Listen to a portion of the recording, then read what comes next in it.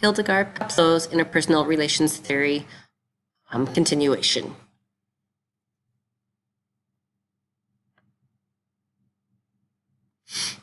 So how do you put Peplau's theory into action?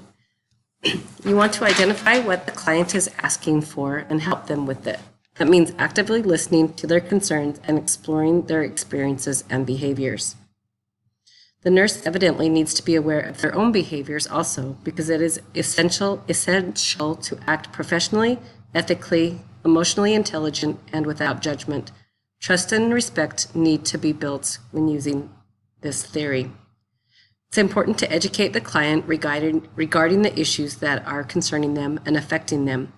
Ensure to use evidence-based education approaches. Be person-centered in your teaching approach and ask the client how they learn best. This may help you to modify the client's education program to be more patient-centered and effective. Modified behavior modification may involve applying evidence-based coaching and behavior education styles. You may want to consider investigating what a client triggers are for their behaviors or concerns. You may also wish to consider client goal setting and positive reinforcement. In the termination phase, you may need to ensure that the client has the skills and knowledge for self-management. For example, you may wish to observe the client's demonstration of their desired behavior. So as in a diabetic, you would want to make sure that they could check their own blood sugars. Someone who had a central line, you would want to make sure that they are able to do their cares, give their medication, and do dressing changes. Or as a different example, this may mean having the client describe or paraphrase their plans for self-management. So if it's not something they're able to actually show you or demonstrate, you can have them talk to you and prove that they understand how to take care of themselves. It is important, as with any nursing discharge process, that there is a realistic contingency plan in place. Where will the client seek help and support once they are discharged? When will their progress be reviewed next? And when is the follow-up meeting going to take place?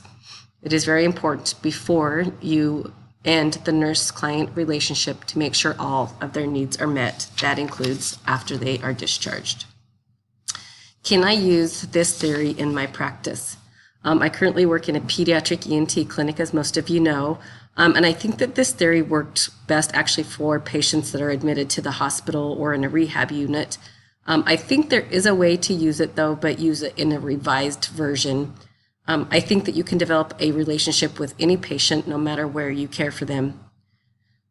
So when most of our patients that we see only come in for one visit, or they come in for a short period of time.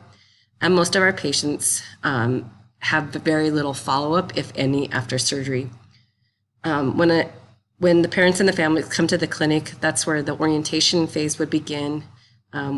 We introduce each other to themselves. I tell them what to expect from the visit, try and get the child involved so that I can develop their trust.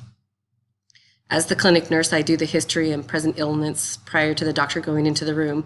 So I would be the one that starts to determine their needs and the most efficient way to meet their goals. During the working phase, the doctor and I are both in the room. He performs the assessment and we do a determination of the plan of care for the patient. During this phase, we work with the patient and the family to decide what is the best action. The doctors never tell the patient what they have to do. They just give them a recommendation or different options that they can have.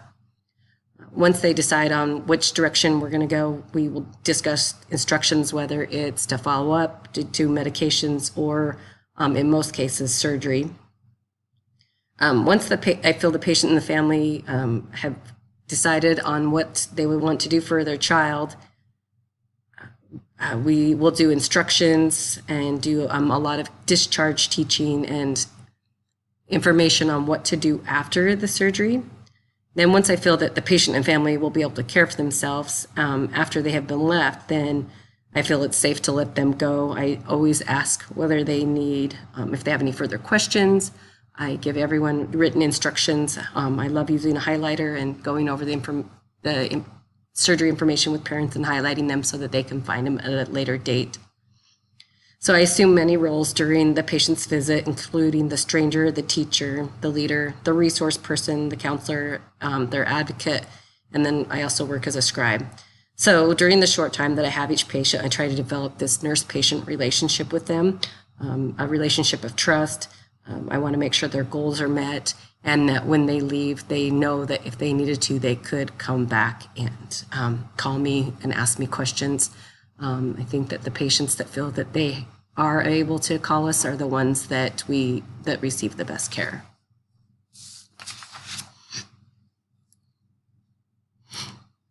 So here are some questions. The healthcare is, everything's shifting. Everything's now going to like treatment modalities. Everything has a plan. So how would Peplau's theory fit into that, and would it still be useful? Have you ever used Peplau's theory in the nursing, or could you use it? If you have used it, some examples.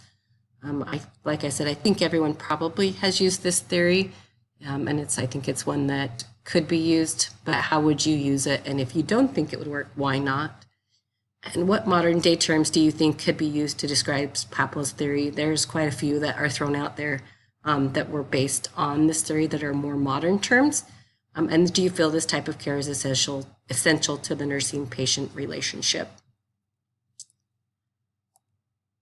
And here are my references. I will go back to the questions. Thank you.